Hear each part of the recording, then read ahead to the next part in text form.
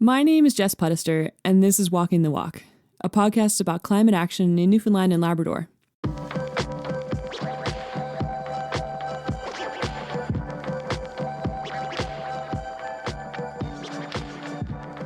This week I had a chat with Amanda Humby, the Chief Administrative Officer at the town of Baie Verte. Population, 1,300. Baie Verte is far from urban centres. The town boomed in the 60s thanks to an asbestos discovery. Now the roads and pipes that were installed back then are failing. Staff and council repair things as needed, but the path to sustainability is uncertain. So what's a rural aging town to do? They know low carbon choices are the way to go. However, traditional funding models don't seem to mesh with the need to build creatively. It's clear Amanda's got a tough job ahead of her, and the urgency of the problems her town faces is frustrating. But she believes in the cumulative power of baby steps and strengthening collaboration between the three levels of government.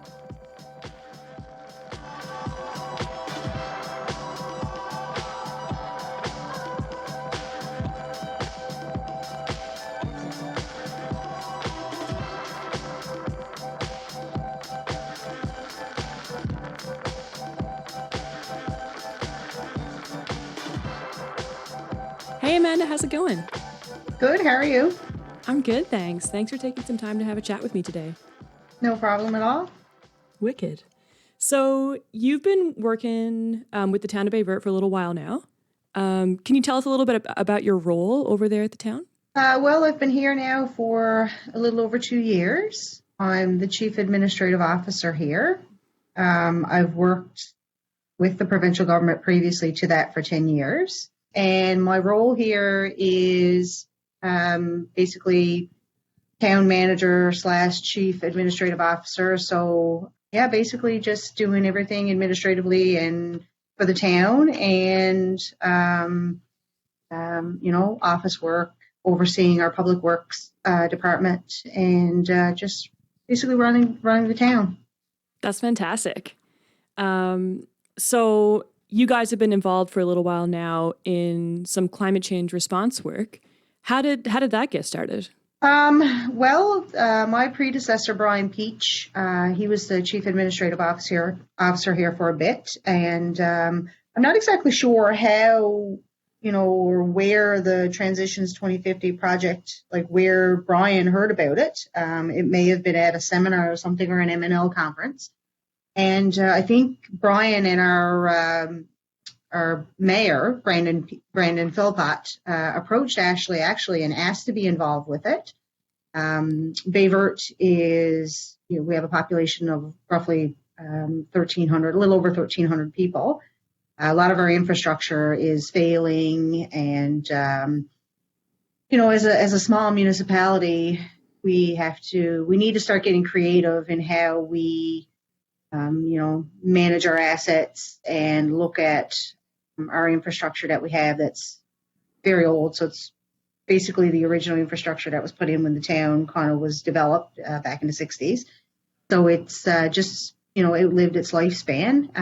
And considering, the environment is such a hot topic these days. And I mean, we certainly need to all do our part to kind of protect it. We thought this was a great project for us to get involved in, and even like the smallest of changes can have a big impact. So, yeah, we're just looking at moving forward and trying to do our part to help the environment and climate change. Absolutely. That's awesome. Maybe you could set the scene for us a little bit for our listeners. Tell us about Baie Verte and sort of like the geographic features out that way and how you might see climate change having an impact on the town and the residents and the businesses out there. Baie Verte is, we're right on a bay, obviously. We're kind of, I guess, in a bit of a bowl, I'll call it. So there's hills, so the elevation is fairly high on both sides of us. The town is actually situated on one side of the bay, and over on the opposite side of the bay, there's no development. We are a mining town. There's been a long history of mining here in Baie Verte. We currently have 2 gold mines that are in operation right now. Previously, we had a large asbestos mine that closed down in the 90s. And that I guess, is basically how the town kind of developed and got started. The town itself, as I said, is very old. I mean, it was established in the 60s, and a lot of our infrastructure is original.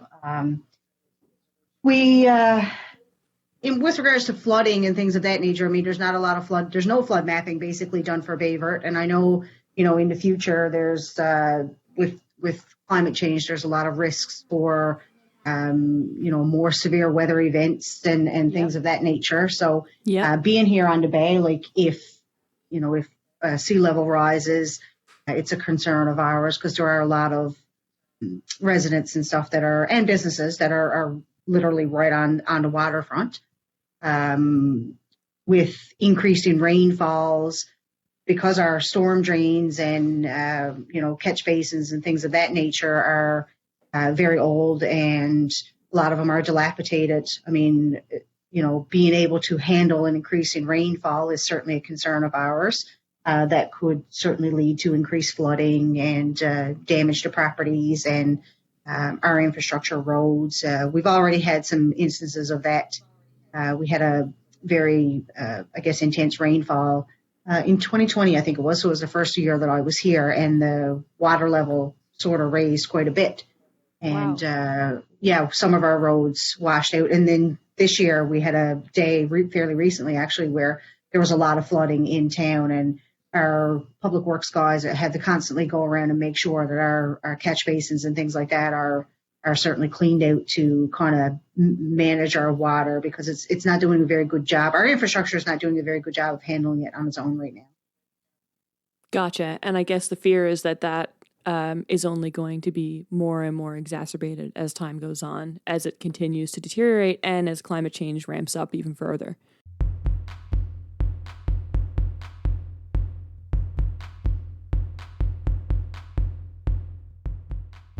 Are there any other kinds of impacts from climate change that are kind of, on your guys' minds out there? I know, like, you guys are out in sort of central area. You're on the bay, but like you're surrounded by a lot of forest. Wildfire is a concern for some people, I know. Yes, it is. We do have an active fire department here in our town, and this peninsula is a little bit isolated. I mean, I think there's 22 communities down here, and it's 50 minutes off the TCH, Trans Canada Highway. So we are a little bit isolated, and should we ever have an event where that connection to the TCH gets severed, like if there was ever a flood or a wildfire, then that would certainly isolate us even further and be a concern for resource like food trucks and things of that nature to get in. So food self-sufficiency is certainly something that is pretty prevalent here in the province right now, and being in an isolated area, that could certainly be isolated even further if there was a large weather event or a fire or a flood or something of that nature. Then that would certainly cut us off from the rest of the world. Would be for a fairly long time, which is certainly a concern. Absolutely. Yeah, no, I hear you. So, Amanda, tell us a little bit about your experience so far working on the T2050 project and some of the work that Ashley's been doing with you and the rest of the cohort. I know, like, it's been ongoing for a little while now. Yeah, well, like I said, this was first when I started here in 2019. This was kind of, I guess, in my lap, passed along. And there wasn't too much. We kind of found out early in 2019 that it was actually going ahead, because I think there was some sort of thought that perhaps it wouldn't go ahead originally, like after, I guess, Brian had engaged Ashley to see if Town Baie Verte could be involved in it. And then we randomly got notification from Ashley that, yes, it was going ahead, and that we were one of the 6 communities that were selected to be a part of the project. So myself and the town clerk here, Debbie Noble, we traveled to St. John's in 2019, I think it was, for the workshop that was held.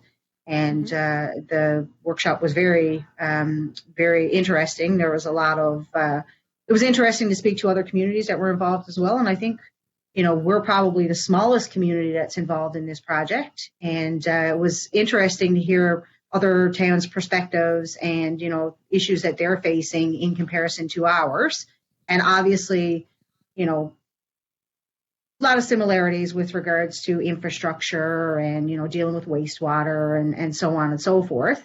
But I think, our situation is a little unique in the fact that, we have such failing infrastructure and we have such a small tax base. So, replacing these massive, doing these massive replacements that we need to do are pretty much impossible to do without some assistance from either the federal government or the provincial government. And then also, when you're looking at replacing infrastructure that's in the ground, you sort of can't do it willy-nilly. There's, and these projects are really expensive. So it's difficult for when the province says that they're going to dish out so much funding to a particular area, and you're only successful getting a small portion of that. It's very hard to undertake such large projects. So it's been the Transitions 2050 project has been very interesting for us. Ashley and Emma, who we've been dealing with quite frequently, are certainly a wealth of information that we've used not only in the context of this project, but we have a couple other projects that are currently underway. Two in particular dealing with wastewater. We're looking at building a new wastewater treatment facility for one portion of our town, because our town is unique in the fact that it's separated into two portions. We have our new town site portion, and we have our out town portion, which is the older portion of town. So we have to sort of look at, creative ways to kind of, treat our wastewater, obviously with the new federal wastewater regulations that are coming into play right now. So we're looking at the possibility of, perhaps pumping all of our wastewater from the out-town portion of town to the new town site and then having a treatment facility in there. And you and I spoke about this before. Part of the complication with that is when you're dealing with the provincial government in trying to get funding for these types of projects, they're not necessarily looking at or even, I guess, up to speed on the most relevant and environmentally friendly ways of doing these types of projects.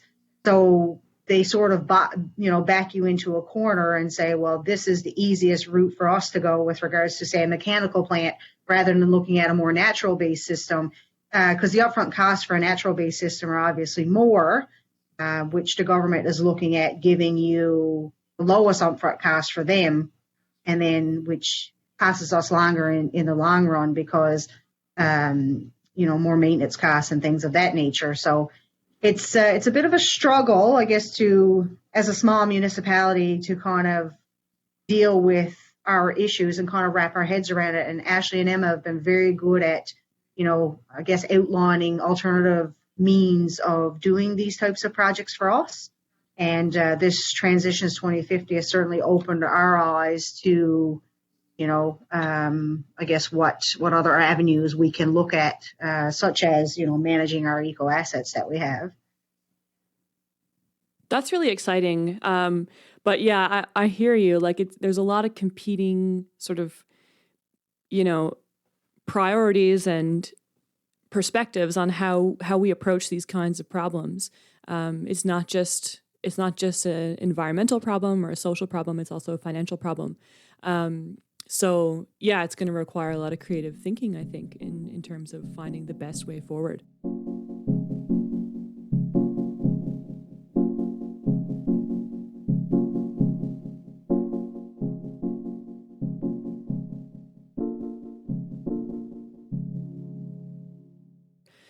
What would you say would be your hope? Understanding the infrastructure issues you're facing and the conversations that you've been having with Fundamental Inc. and understanding sort of the financial ecosystem that you have access to through provincial and federal funding. What would you like to see? What's your hope?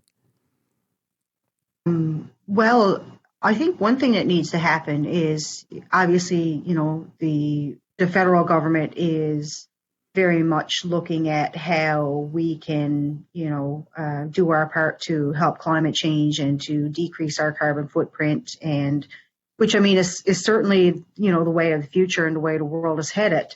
But one thing I think they need to realize is that, it's easier for, say, the city of Ottawa or the city of Vancouver or, those larger cities to make these great strides towards that future. But it's much more difficult for, the city of St. John's or, the city of Corner Brook or Baie Verte or, Coachman's Cove or, St. Lenaire Griquet for these very small municipalities to get there. And I think that's not really being considered, which, I mean, you might look at the city of Vancouver and I mean, they're leaps and bounds ahead of anybody in Newfoundland, even the city of St. John's.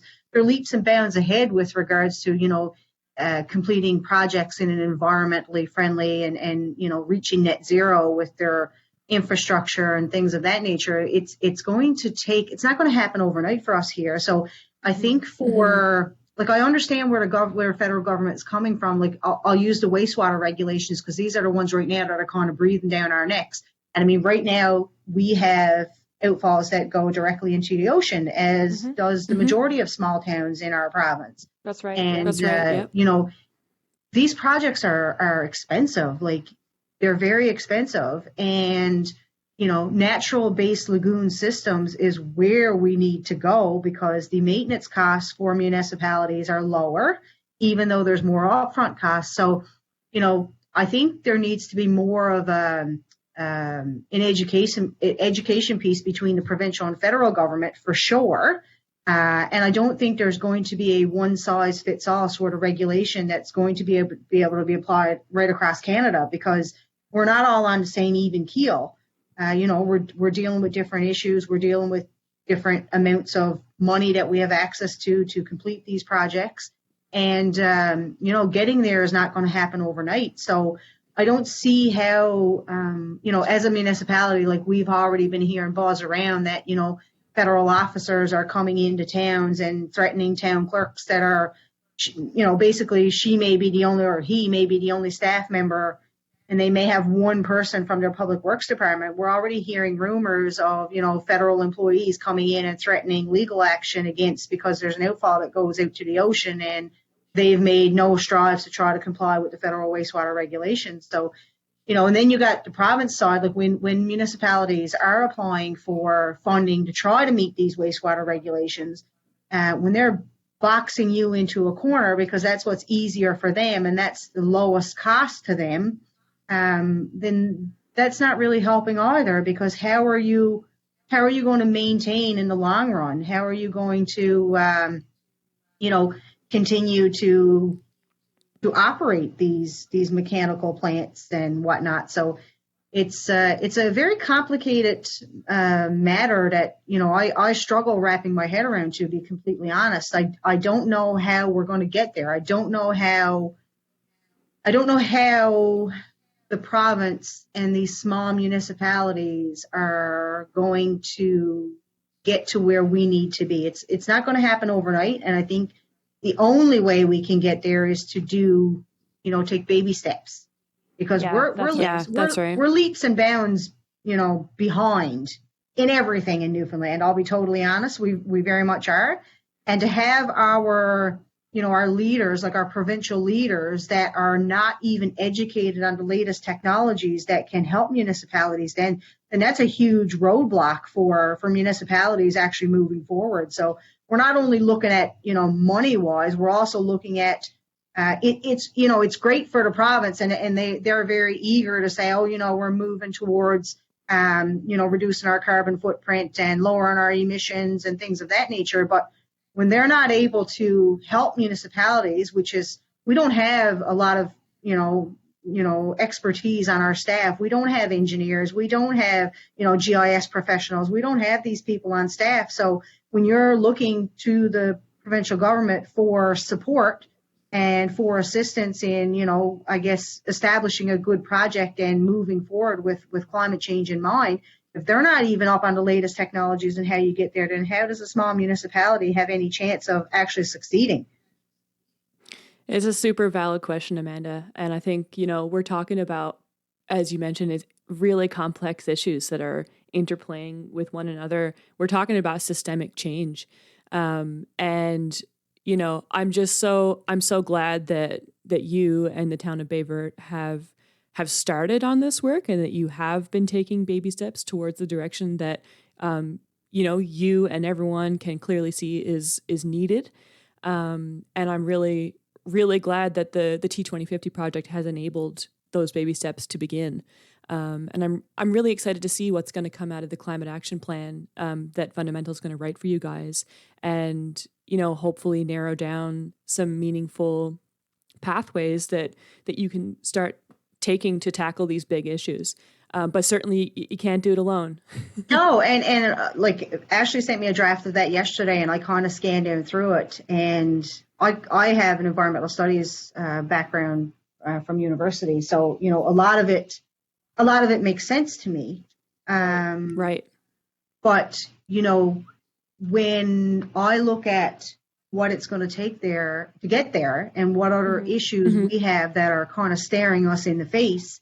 You know, when you have to prioritize failing infrastructure, and you know that you're only going to get X number of dollars, if you're lucky, from the provincial government to kind of move forward, it's very hard. It's going to be very hard for us to take this low carbon approach and move forward with things that Ashley has recommended in our action plan. I don't know how we're going to get there, but I mean, we're going to try. That's all we can do. Yep. And we're going to rely on one another and work together as a team, because that's what Newfoundlanders and Labradorians are good at. Hey. Yeah, absolutely.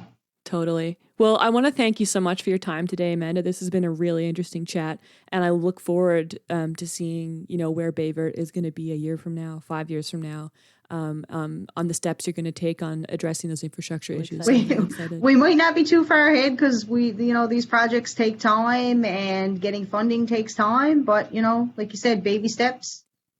We might certainly feel for a few years that we're spinning our wheels, but you know, even the smallest of projects, such as, you know, the solar panels that we got for our fire department from the Transitions 2050 funding that we received from being involved in this project. That's fantastic. Yeah, even that small of an impact, I mean, can have a great reach. And I mean, if we can lower our energy usage a little bit is great. And if we can lower our consumption costs, that's also great. So I'll consider that a win-win for sure.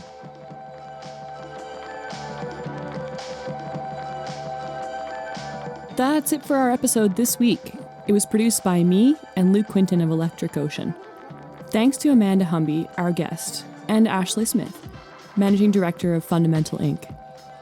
Our theme music is Visions of This Earth Before Our Time by Botany, courtesy Western Vinyl. This project was made possible through a grant from the T2050 initiative in partnership with the Newfoundland and Labrador Environmental Industries Association. The Transition 2050 initiative is offered through the Municipalities for Climate Innovation program, which is delivered by the Federation of Canadian Municipalities and funded by the Government of Canada. This initiative contributes to the FCM ICLEI Partners for Climate Protection program to help municipalities reduce greenhouse gas emissions and take action on climate change. PCP is a partnership between FCM and ICLEI, local governments for sustainability.